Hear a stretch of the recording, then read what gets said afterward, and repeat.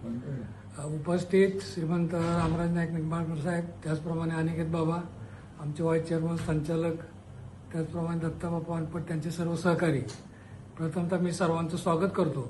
आणि आत्ताच दत्ताबाबा अनपट आणि त्यांच्या सर्व सहकार्यांनी आम्हाला जे श्रीराम सहकारी साखर कारखान्याचे 5 लाखाचे शेअर्स सुपूर्द केले, त्याबद्दल मी आपल्या सर्वांच्या वतीनं, आमच्या संचालकाच्या वतीनं या सर्व लोकांचं मनपूर्वक आभार मानतो.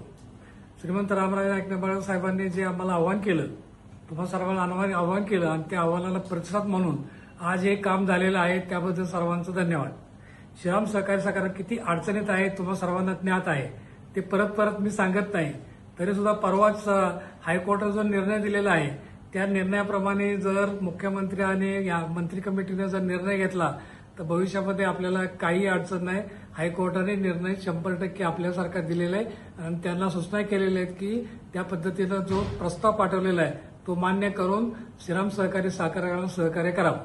दुसरा विषय असा आहे की आज ज्याप्रमाणे 5 लाख रुपये आलेत सासवड गावातून, त्याचप्रमाणे आमचं असं म्हणणं आहे की प्रत्येक गावामध्ये कारखान्याच्या मार्फत कारखाना संचालक असेल, त्या संचालकाच्या मार्फत तिथं प्रत्येक ठिकाणी मिटिंग घेऊया आणि जिथं गाव तिथं श्रीराम सहकारी साखर कारखाना असं एक आपण प्रोग्राम राबवूया आणि तो प्रोग्राममध्ये आपल्या सर्वांनी, प्रत्येक गावांनी आम्हाला सहकार्य करावं आणि त्या सहकार्यातून आपलं जे नक्त मूल्य मायनस आहे ते प्लस होईल आणि प्लस झालं की आपल्याला श्रीराम सहकारी साखर कारखाना चालवायला काही अडचण येणार नाही. बऱ्याच वेळा असं म्हटलं जातं की आम्ही सभासद होऊन फायदा काय. मी पाठीमागे सांगितलं होतं, आताही सांगतो की जे आपल्या कारखान्यात सभासद होतील त्या सभासदांचा प्राधान्याने लवकरात लवकर प्रथम ऊस तोडला जाईल. जे गेटकेन आहेत त्यांचा ऊस नंतर तोडला जाईल.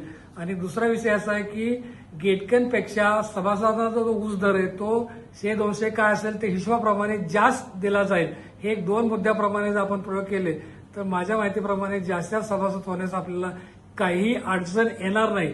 आणि त्या पद्धतीनं तुम्ही सर्वांनी, फलटण तालुक्यातील सर्व शेतकऱ्यांना मी आवाहन करतो की तुम्ही सर्वांनी माननीय श्रीमंत रामराजांच्या आव्हानाला प्रतिसाद देऊन हा प्रोग्राम व्यवस्थित राबवा की जेणेकरून श्रीराम सहकारी साखर चालू कसा राहील आणि चालू राहण्यासाठी आपण सर्व प्रयत्न करावेत अशी मी आपल्या सर्वांना विनंती करतो. धन्यवाद.